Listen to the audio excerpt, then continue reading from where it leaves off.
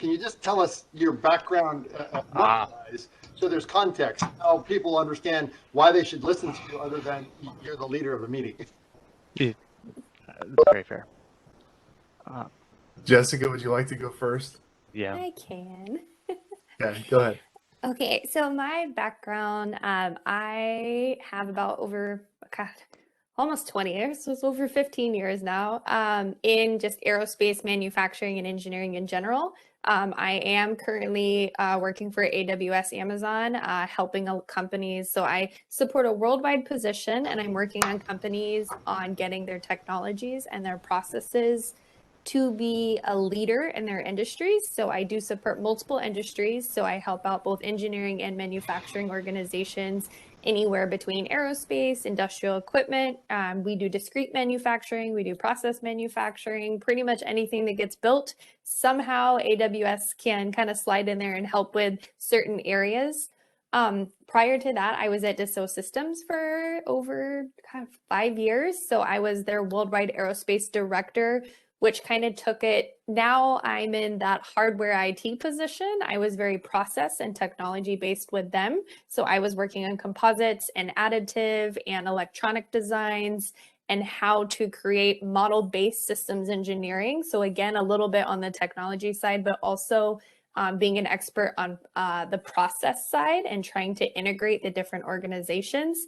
And then I also have 10 years at Boeing on the floor as a manufacturing manager. I came in as an electrician. I kicked off 2 new programs for them. And then after working on the floor and all those hours, I thought it would be fun to go help design systems. So that's kind of how I got today. So I've been a little bit all over the place, hands-on building, like I said, helping with engineering processes, and then now moving into the software and hardware and consulting worldwide.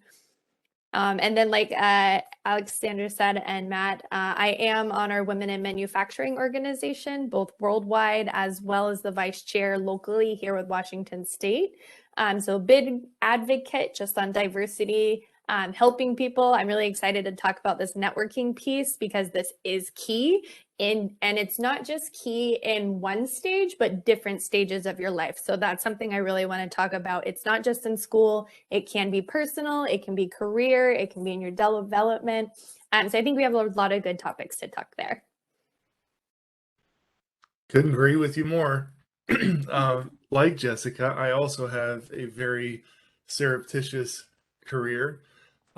Starting, let's see, I'm going to follow your format, Jessica, to start from now and work backwards. So, some of you may hear in the morning session, I'm very excited to announce that I won the 7-interview marathon to get to the new role at Dassault Systems as their new community and user advocacy manager for SolidWorks. Very excited about that opportunity. We'll talk about it in a little bit, but the power of community, like what we're doing right now, helped me get to that point. I can't wait to talk about that. So working backwards from that role, a lot of time in industry, went through several years at a foundry, large fab shops, marine equipment design, spent a couple years doing that in my last role, all the way back to heavy equipment with John Deere, and shadowing field techs out in the middle of the woods, repairing logging equipment. So I like to get my hands dirty. I also like doing computer stuff, very back and forth that way. Also have a very soft spot in my heart for music. I also have a music degree from Central Washington University, so I still teach privately, and I coach with Maple Valley Youth Symphony. I've done that for about 6 years. I'm principal trombone in Puget Sound Symphony Orchestra and bass trombone in Seattle Philharmonic. So lots of cool conversations to bounce off of if you want to talk about the arts. Networking, can't wait to dive into it with Jessica here. It's going to be very exciting to share what we've learned. Another key point too, any students in the group, if you can put a +1 in the chat. This is designed to be a two-way communication between Jessica and I. We're going to start off with some cues from Alex, but please feel free to jump in at any time with questions. This is really about all of you today, and we look forward to your engagement. Hey, yeah, just one other quick question. Alex, can you give us your background too? I think you can kind of double as a member of that panel as you're answering questions. I think people appreciate that. That's fair though. I'm also I always feel like I have the weakest background. So I graduated from Western in, it would be 2016 now. I've been working at a company in Tacoma called Tool Gauge. We are an injection molding company making primarily cosmetic, but quite a larger number of structural parts for Boeing these days. And so my background is heavily in the kind of manufacturing side of things, very much a focus on the day-to-day production of injection molded parts. Recently, uh, I've been going back to school. I'm working on my master's in mechanical engineering at the moment, and in a year from now, or in next September, I'm hoping to start working on a PhD in mechanical engineering with a focus on teleoperations. Because I like robots and I like industrial robots especially. And so I think of the members of the panel, I might be slightly closer to my original graduation. I can kind of go back and forth as a student, maybe a little more than your traditional chair. But at the same time, I also, of the panelists here, I think I'm the worst person to ask about networking. It's not a skill that I have refined to the degree that like Matt has. Yet. Yeah. Thank you. Okay. Let's Well, dive right in. yeah, I was gonna say with that, I'm gonna I'm gonna give us a leading question for Matt and Jessica, which is why bother building a professional network before graduation? Go ahead, Jessica. All right. Lots of reasons. Let's hit some main ones. So first one, if you wait till graduation, it's too late. Because at that point, you're done with school and you're kind of like, okay, now what? It does take time to do stuff. And if you like to be proactive and be prepared, having those conversations ahead of time is better. One thing I run into a lot of people of is, okay, now I have my engineering degree. What do I want to do with it? Where do I want to work? That's really hard to ask when you're done, because there's so many opportunities to learn about these different companies that then can help you.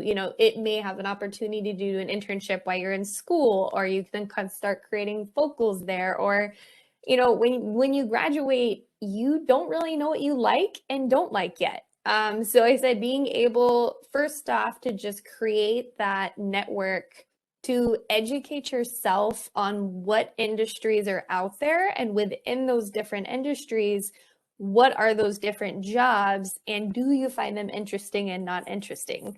I think that's, like I said, I think that's one of the key ones, just starting out, to kind of decide where you want to go.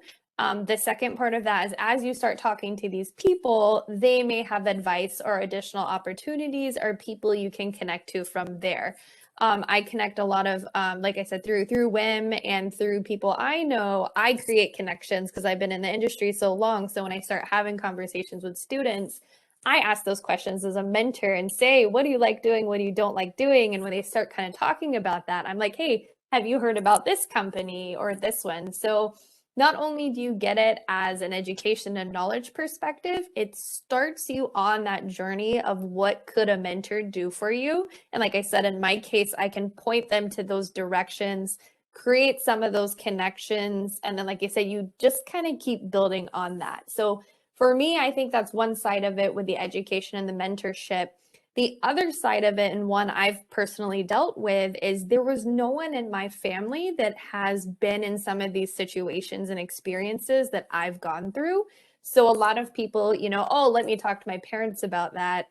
My parents aren't engineers. My parents haven't run a worldwide organization. They haven't been in, we're going to talk about salary negotiations, right? My parents have never negotiated at that level, or even an intro job. So for me, I have what I kind of call here's the career and path I want to take, but then I also have networks for those topics. I have people I can call where, hey, I have a job offer, let's talk about it, and depending on what level that is. I interviewed for a VP position a few months ago, and that was one where I was able to kind of call a executive network within, that I've known to talk me through, okay, I'm at a VP level now, how and where can I look and sound like I'm trying to get to the next step.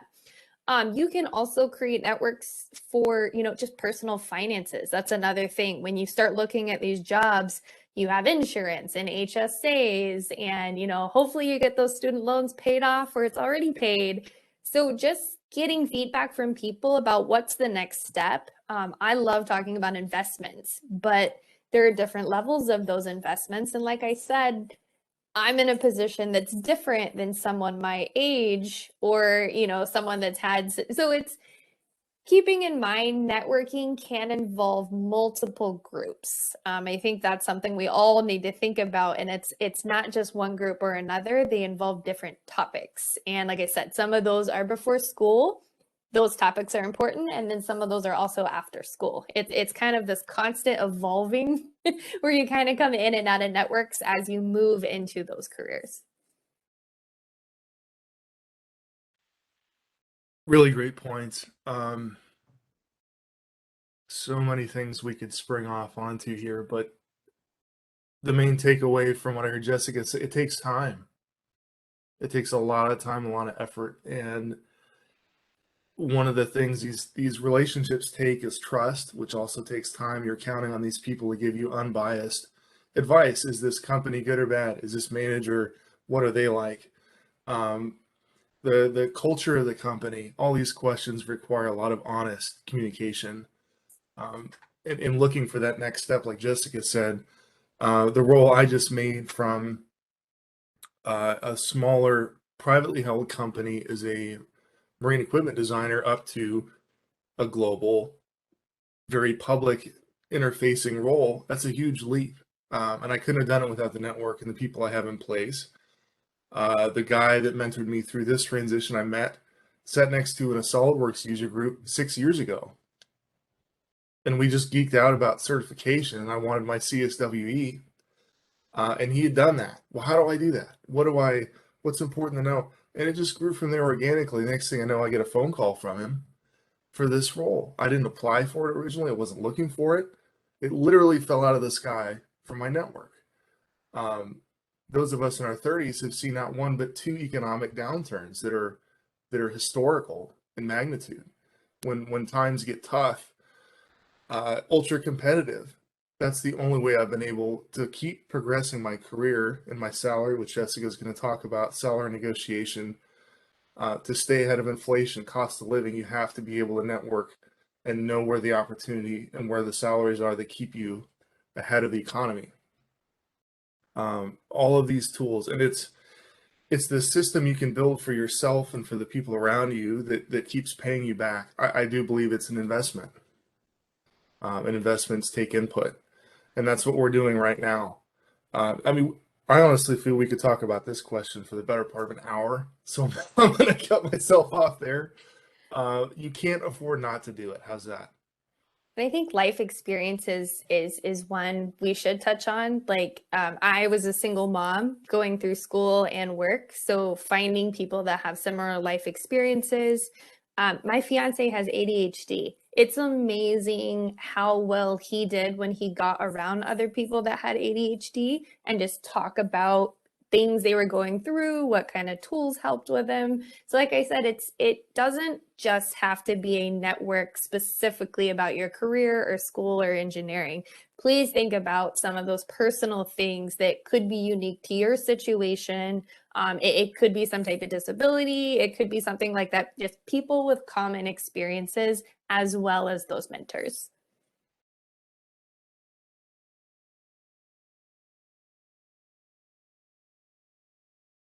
So, just before I start forwarding more questions to you guys, I just want to know if there's any students in the audience who have any questions for the panel.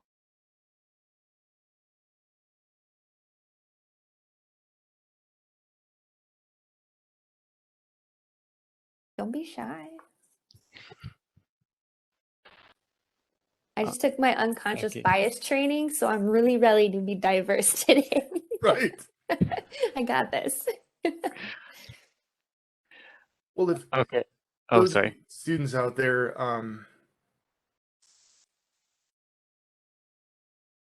if you're not comfortable asking questions here, we're going to drop contact info. At least I will, for sure as well. We're going to do more of these events. In person is always easier, for sure. But I encourage you to jump out here in the next hour as we talk about stuff. This is why we're here today. Also, if you aren't comfortable asking questions aloud, you can post it in the chat, or if you really want, you can send me a message privately, and I can read it out to the panel for you.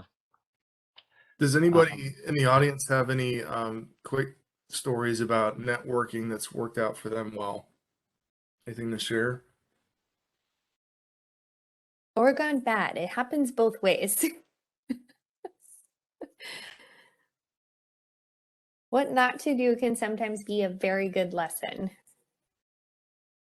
I don't have a story to share right this sec, but I've got a thoughtful question about the benefits here. The two of you represent a very unique cross-section of industry and the world in general. For your willingness and the power you see in providing that leadership and mentorship to others.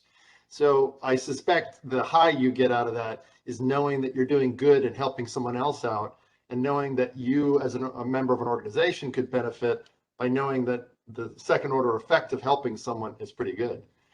How does a young person pay these sorts of things back? How do they create a relationship that is two-way? I mean, they don't want to just suck from you all this stuff, but what would you recommend they offer, or what do mentors seek that makes a young person ideal for that sort of position to seek you out in the first place?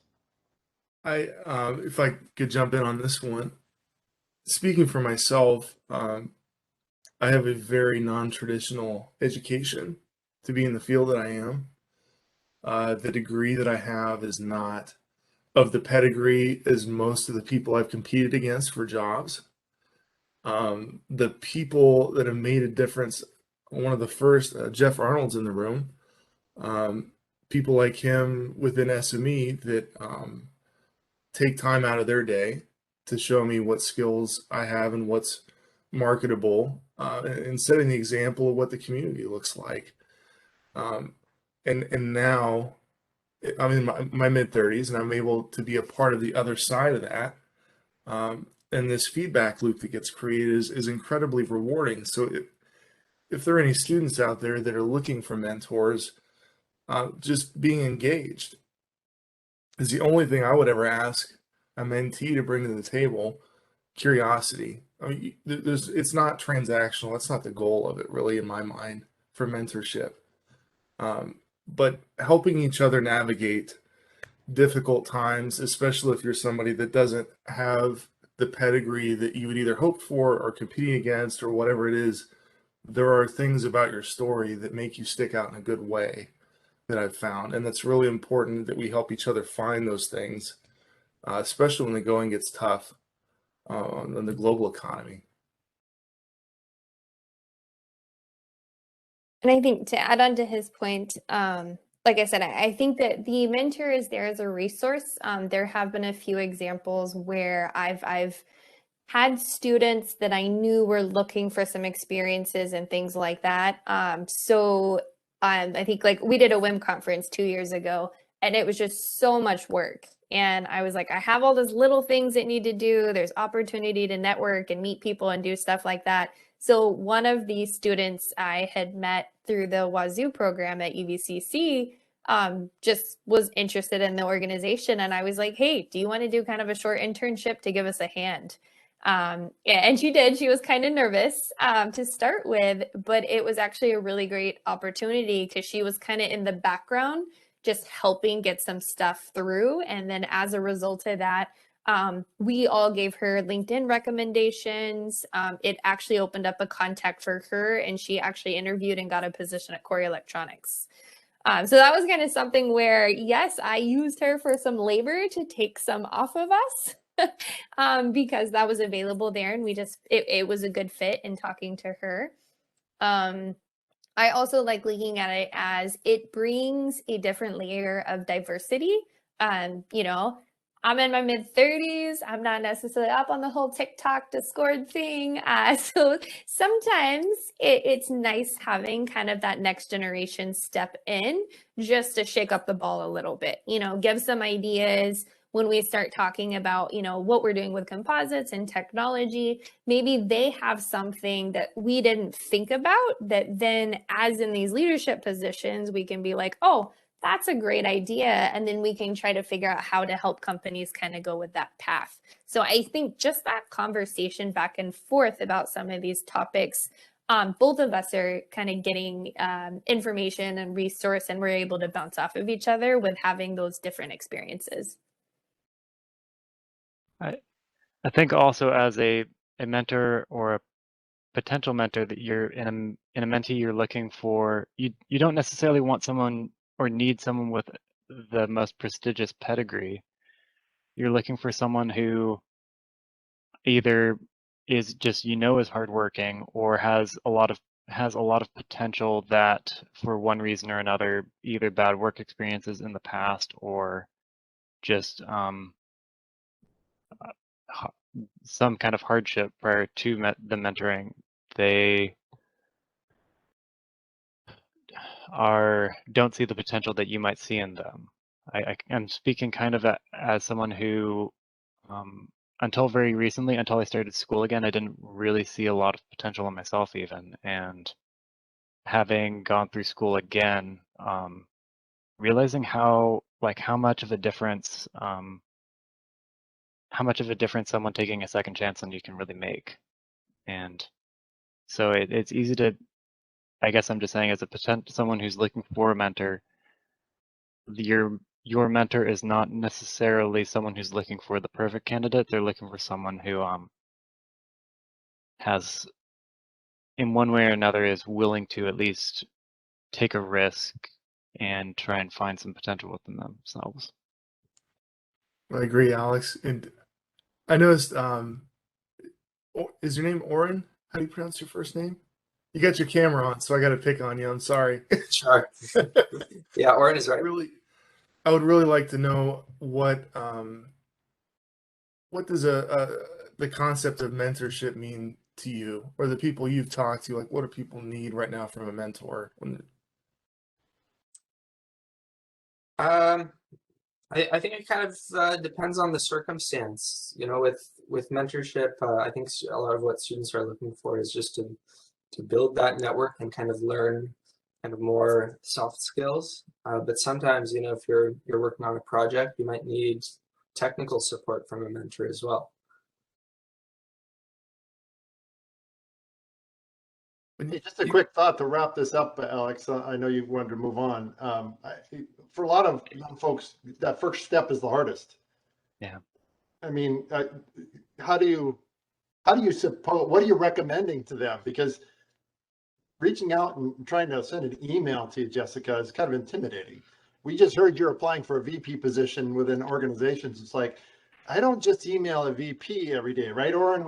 That's not the way we think, right? Jessica looks very intimidating. Very intimidating. So how do we go about, you know, connecting with someone who, like yourself, is so willing and you see the value in it, but on the other end, I don't know you from Boo, and I'm kind of embarrassed to even send that email. I'm worried it's going to sound a little sarcastic. I would say that, you know, you participate in network, or you participate in roundtable events with local professional chapters is a good way to start. It's a good start. I mean, there are many jokes we could make how this is akin to like corporate dating, right? And you're asking each other out. There's a lot of similarities, but I mean, it's I've been surprised when I've reached out to people many levels above me throughout my career. The response has been a lot warmer than I expected from the companies and people that I just get a read on, that I trust and that seem approachable, and you kind of you're standing on the cliff and you just go for it. You shake hands, you introduce yourself, but you're not in that moment, you're not trying to be anybody. You're not trying to compete with a VP for their job or whatever. It's just, hey, I need some help with an idea on this. What do you think? And it's amazing how, like, all the PNA events I went to in person before COVID, I did not have the title that I do now as of 3 days ago, 7 years ago, and I was still shaking hands and meeting with people, and they great conversations. There's no ego about it, and those are the kind of mentors you want that don't try and subject you to their ego of who they are. They just want to help you. It's a very long answer. Yeah. It was not so. I would say Yes, recognize we are that. some directors, but at the end of the day, we are people too. Yes. So yes, there's a title, but we're still people. You know, I have a daughter. I'm down to earth. I get dirty. I love wearing sweats. I like movie nights. You know, what's so funny is I'm in the military too, so we have a very structured level to go above that. And I think Matt has a point. Sometimes you have to step over that fear and just say screw it. Just like you pitching ideas, you might reach out to 20 people and you're going to hear back from 3, but you're going to hear back from 3 people, and then that may grow and introduce you to other people. Also utilize connections you have. I mean, you have Matthew, Alexander, and me on here. If you see someone we're connected with, or you want to know that, let us do the introduction with you. And Nicole talks about LinkedIn. Absolutely. I am the ultimate LinkedIn stalker. Yes. If I'm doing an event and I'm looking for an expert on a topic, I will totally stalk them on LinkedIn. I think personal messages are a must, hands down. Don't just send a connection to connect. Tell why you're connecting. Did you see something about them? What is the topic you're interested in? Make it personal. And to Matthew's point, most people have no problem answering or giving you 5 or 10 minutes or something just to get it going. Yeah, I just want to jump in there and say, let's also be realistic. You are going to run into people that aren't like what Jessica and Matt are talking about. That's going to happen. Just move beyond it. There's a whole world full of people, 7.5 billion of them. If you find one that's a jerk, move along. Just like with a dating relationship, you don't have to deal with it. It's a great point, Chris. Especially in heavy manufacturing, foundry, welding. Yeah, there's a lot of very, very thick-skinned people, and that's the only way that you can get by, is to have a thick skin in that situation. But However, those people are pretty rough. I am very proud to say I have made friends with some very crusty welders over the years. Enough time. So, I mean, it can be done. It depends on what kind of a challenge you're up for, I guess. I don't think it's easy for us either. A lot of you guys think that we may be at certain levels and it's easy for us to go do it. It's not. There are people I'm completely intimidated over, but I'm like, it's like a celebrity crush almost, like, oh my God, I want to go talk to him. I'm freaking out and I'll have butterflies. Just like when we go out and speak, I will feel like I'm going to puke before I go on a stage with 200 people. Okay. It is normal to feel nervous, to have that fear. We all have it. So to that point, the 7th and last interview for this job at SolidWorks was with a gentleman by the name of Suchit Jain, the VP of Strategy and Business Development of SolidWorks. The $5 billion publicly traded company, just huge, right? Had a table's worth of notes prepared for this. He just wanted to know about my music background. We just talked about all sorts of geeky music stuff and family, whatever. It was awesome. So you never know. I'd gotten super worked up and nervous over nothing. And I think Daniel brought up a point. How do I maintain a connection? The best description I can give of this is, how would you maintain a relationship? It takes effort on both parts. It's not something that's going to happen by itself. You're going to have to work for it. Like I said, much like a relationship, as you connect with them more, it may or may not be the right connection for you. It may not be the right connection at that time. So that's another thing. But it does take effort. Think about what you're looking for out of this. That would be one of my recommendations. Are you looking for someone, if it's career wise, where are you? Are you applying for jobs? Do you want to meet with them more frequently? Like, when someone contacts me to be a mentor, that's one of the questions I ask is, what are you looking for and what type of time commitment do you want from me? Be very transparent about that, because if someone's like, I want to meet once a quarter, okay, That's a and great I make point. that commitment and then they start calling me every week, I'm like, well, hold on. You may have an emergency, that's okay, but let's lighten this up a bit. So I think, yeah, expectations, making an effort. Like I said, do some Zoom calls. Sometimes you can meet in person, have a coffee with them. But the big thing is, it is going to take effort on your side, and be transparent about what you're looking for, and then come up with a plan for that and commit to that plan. And make sure they're agreeing to the plan too. It is two-sided.